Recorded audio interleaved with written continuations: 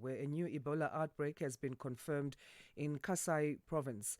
More than 20 cases and at least 16 deaths have been reported, including among health workers.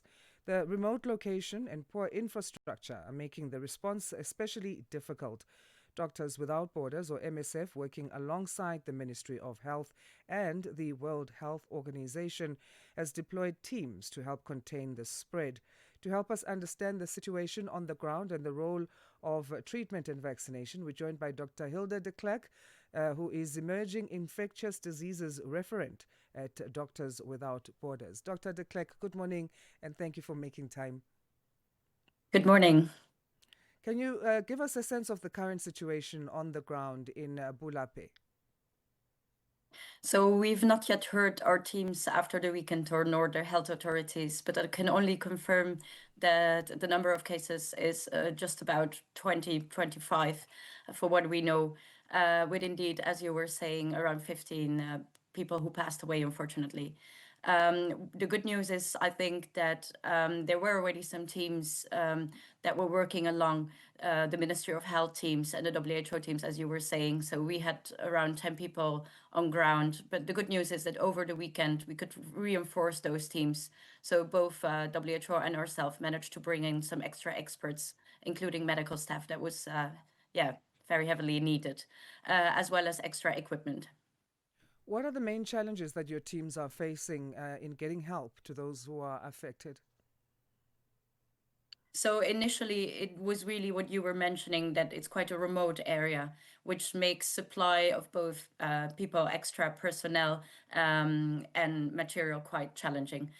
We hope, though, that now with the extra personnel that arrived and the material that is coming in, that this challenge, should get smaller, and that yes, we can set up the only setup that was done to isolate patients that were suffering from Ebola was quite temporary.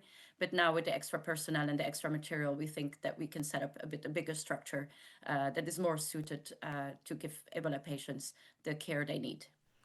So, what kind of care are you giving patients? What kind of support is the MSF providing to patients as well as health workers right now, because they are also affected? Yes, indeed. So at start, which happens very often in Ebola outbreaks, quite some healthcare workers were affected, as it's really a contact disease where people who care for the ill are the ones actually who get infected. So you were very right. Some healthcare personnel was affected, but also people of the community.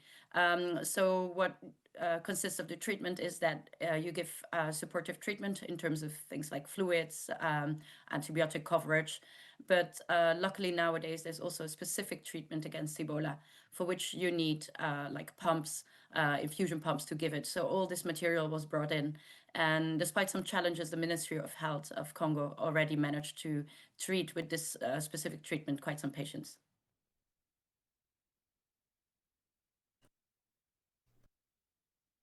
Sorry, I lost you. I didn't hear you. Sorry about that. It was my microphone, actually. Vaccines have been brought into the country. How crucial could they be in containing this outbreak? Are they going to be sufficient at this stage?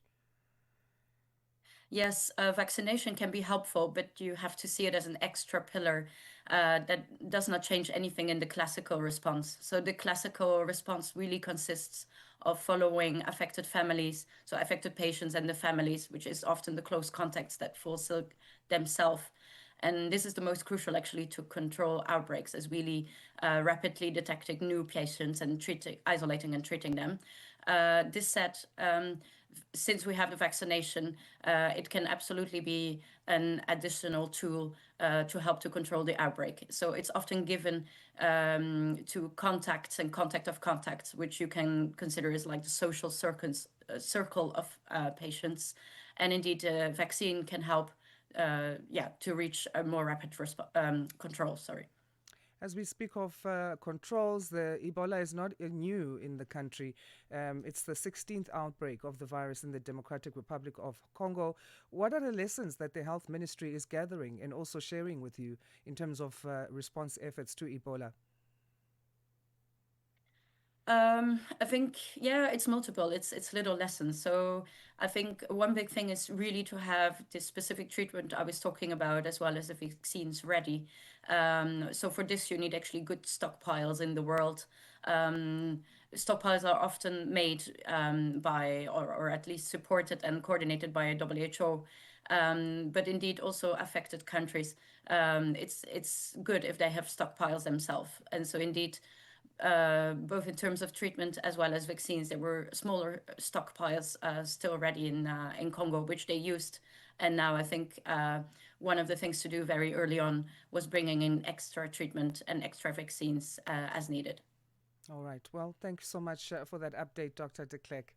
We appreciate your time. Welcome. That's Dr. Hilde De Clerck, Emerging Infectious Diseases Referent at Doctors Without Borders, giving us the latest in terms of that Ebola outbreak in the Democratic Republic of Congo. From Cape